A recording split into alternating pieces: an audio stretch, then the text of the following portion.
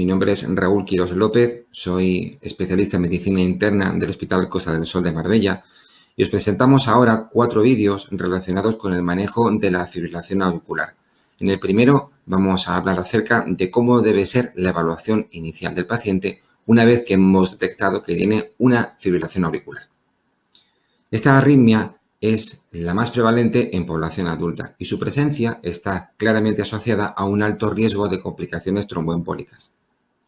La terapia anticoagulante está indicada para la prevención de los eventos tromboembólicos y su beneficio en la fibrilación auricular es tal que en ausencia de contraindicación o en ausencia de beneficio para el paciente, la anticoagulación oral siempre va a estar indicada. En este primer vídeo vamos a intentar simplificar un poco la compleja decisión que supone para el clínico anticoagular. El inicio del tratamiento, la selección del fármaco y un adecuado seguimiento supone en muchas ocasiones un auténtico cruce de caminos donde se mezclan multitud de variables que complican mucho la toma de decisiones.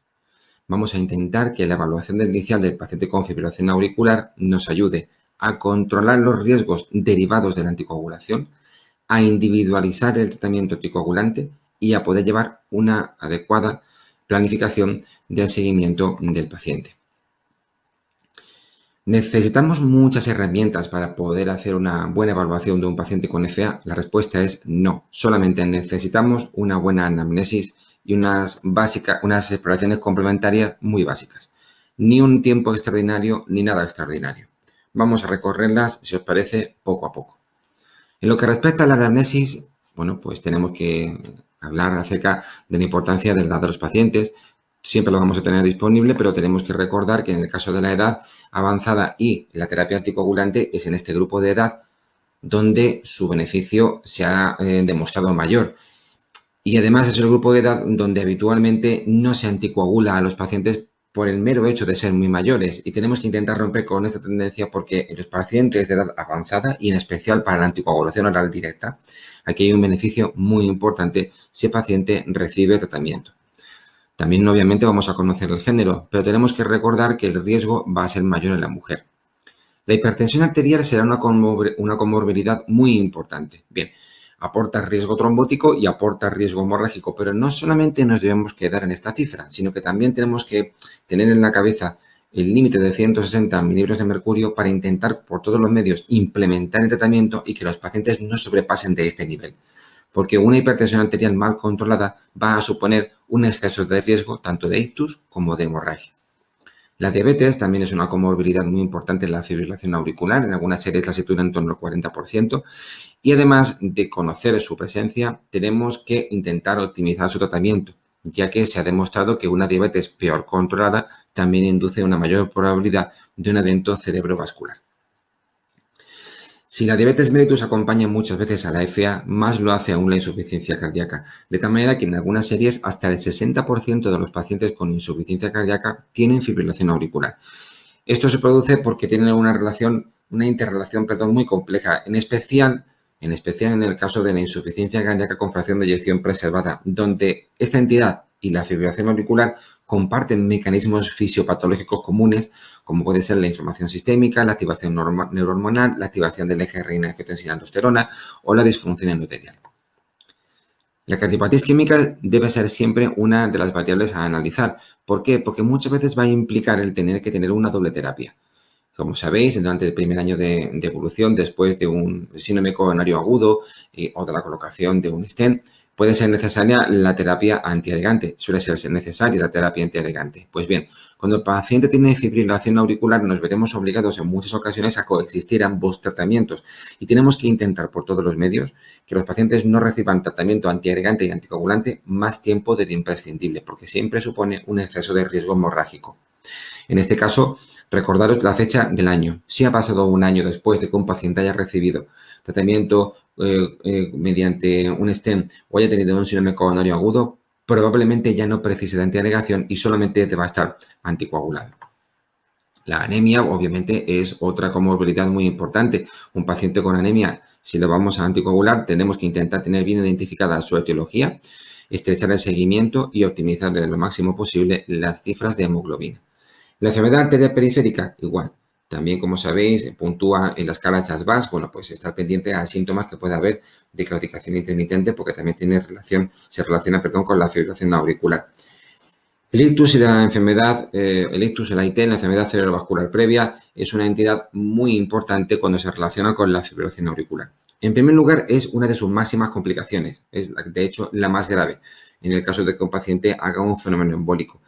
Y tenemos que tener presente que la posibilidad del desarrollo de un ictus hemorrágico es la gran ventana de oportunidad que nos ha aportado la anticoagulación oral directa frente a una antivitamina K, como veremos más adelante. Recordar que en este grupo de pacientes, aquí es muy importante saber que aportan menos riesgo hemorrágico y en ocasiones incluso mayor protección que una antivitamina K. Hablamos ahora acerca de la hemorragia previa. Bueno, pues no contraindica la anticoagulación, pero sí que la limita un poco en el sentido de que tenemos que tener mucha información. ¿Cuándo fue? ¿Fue una hemorragia con repercusión grave? ¿Es posible que vuelva a acontecer? ¿Podría ser controlada? Como clínicos, basta con hacernos estas 4 preguntas en voz alta para poder intuir y para poder saber si tenemos que dar el paso de anticoagular o si primero tenemos que resolver alguna de estas cuestiones antes de dar el siguiente paso. La situación funcional y la situación cognitiva son fundamentales. No será en ninguna escala, pero todos los que estamos acostumbrados a ver pacientes sabemos que son las piezas claves por las cuales muchas veces no se anticoagula una persona. En lo que respecta a la situación funcional, bueno, pues hay que intentar tener una visión de 360 grados sobre un enfermo. Hay que pensar que no solamente es importante las variables CHAS-VAS y HAS-BLED, sino, bueno, tiene alteración de los sentidos, tiene riesgo de caídas, tiene problemas con la ingesta, está institucionalizado. Es un paciente frágil, es un paciente que tiene polifarmacia. ¿Quién lo cuida? ¿Tiene algún tipo de discapacidad? Todo esto será importante. Si detectamos una alteración de la marcha, le vamos a poder poner un andador. Si vamos a tener la sensación de que tiene problemas con la posología, le vamos a simplificar la misma. En definitiva, esto forma parte de la esencia del clínico a la hora de valorar a un paciente y va a ser probablemente una de las piezas fundamentales para controlar el riesgo de los pacientes cuando reciben tratamiento anticoagulante.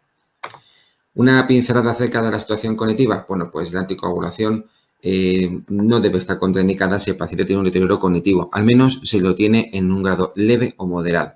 Diferente es que el paciente tenga un deterioro cognitivo grave, donde ya no se beneficia del tratamiento anticoagulante, porque o bien solamente le aporta riesgo, o bien la complicación que queremos evitar ya la tenemos. Un paciente que está con una demencia severa, que está encamado, si tuviera un ictus, desgraciadamente su calidad de vida se deterioraría muy poco y de tratamiento hemorrágico ese paciente solamente recogería riesgo, pocas veces beneficio.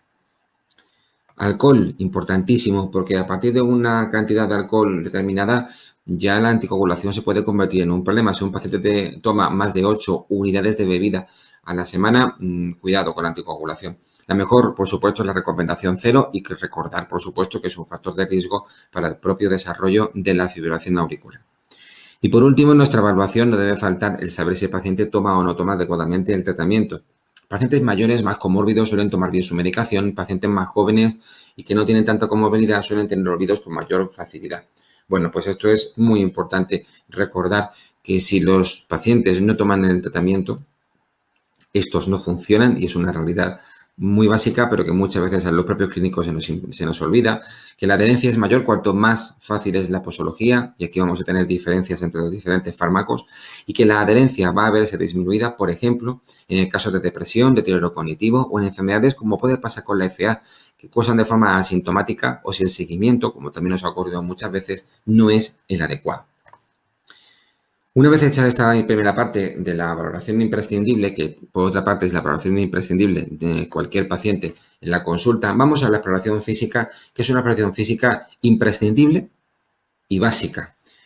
Vamos a empezar, si os parece, pues de arriba abajo. En lo que respecta a la exploración neurológica, bueno, pues totalmente obligada. En esta exploración neurológica buscamos focalidad, dificultad en la marcha o déficit visual. A nivel de la auscultación cardíaca, no solamente hay la presencia de la fibrilación auricular, sino además si tiene la frecuencia cardíaca controlada o no, porque si está muy acelerado el paciente podemos utilizar fármacos para controlar la frecuencia cardíaca, o bien si tiene soplos que nos harían sospechar ya de una afectación valvular. A nivel pulmonar, si tiene crepitantes o derrame pleural, porque como os he dicho anteriormente, muy frecuentemente va a estar relacionada con la insuficiencia cardíaca la fibrilación auricular. Nunca debemos dejar de palpar un abdomen en un paciente que vamos a anticoagular.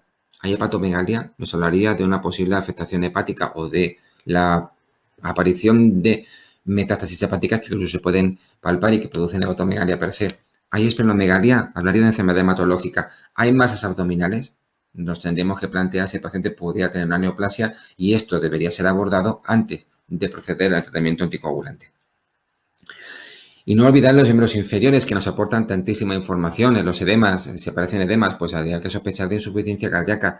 Si tiene una artrosis muy importante, pues eso limitaría y provocaría dificultad para la marcha. Y si tiene una ausencia de pulsos, pues tendríamos que pensar en que el paciente tiene una enfermedad arterial periférica. Fijaros qué exploración física tan básica, con cuántos puntos de control nos movemos, que son muy poquitos, es una exploración física de 1 minuto o 2 minutos aproximadamente, y que nos va a aportar una gran cantidad de pistas para poder hacer las cosas mejor.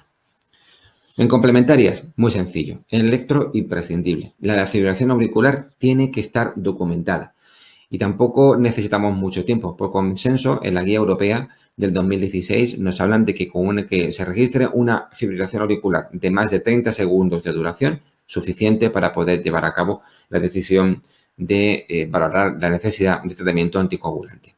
Y en lo que respecta al ecocardio, bueno, pues es necesario. Hay que solicitarlo o realizarlo al menos al inicio y después en el seguimiento cuando lo veamos oportuno, porque la presencia de una prótesis metálica o bien una estenosis mitral con afectación hemodinámica contraindicaría el uso de anticoagulación oral directa y nos aconsejaría usar una antivitamina K. De las pocas situaciones donde sería más recomendable una antivitamina K que un anticoagulante oral directo. Y a nivel de laboratorio, básico. Creatinina, urea, filtrado glomerular, GOT, GPT para ver la función hepática, TSH, al menos al inicio, para descartar que no sea un hipertiroidismo el origen de la FA, ferritina e índice de saturación de transferrina, fundamentalmente especial en los pacientes con anemia, pero recomendable en todos, y una albuminuria.